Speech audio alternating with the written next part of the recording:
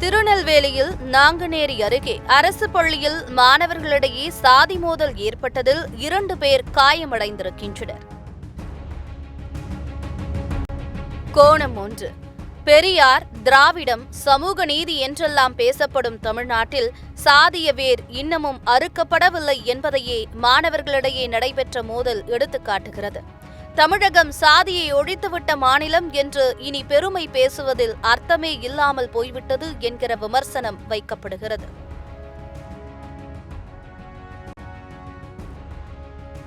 கோணம் 2.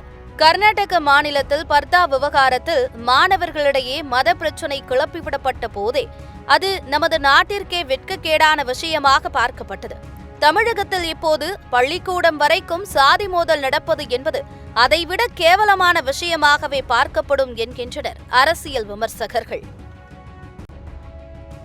கோணம் 3. நட்பு என்பது சாதி, மதம், இனம், மொழிக்கு அப்பாற்பட்டது என்பார்கள். பள்ளியில் மாணவர்களிடையே மலர்வது நட்புதான். ஆனால் அந்த நட்புணர்விலும் சாதி புகுந்து விட்டது.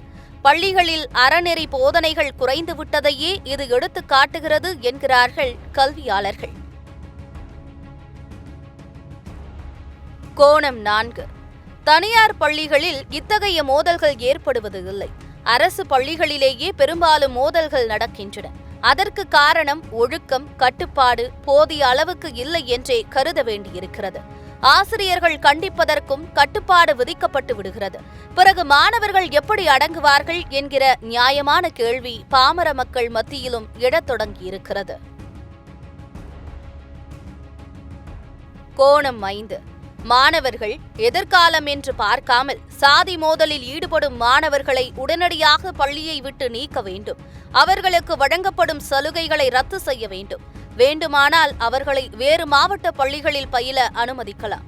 குறிப்பாக தொடர்புடைய சாதியினர் அதிகமில்லாத பள்ளிகளுக்கு அவர்களை அனுப்புவதே நல்லது என்ற கருத்தும் முன்வைக்கப்படுகிறது.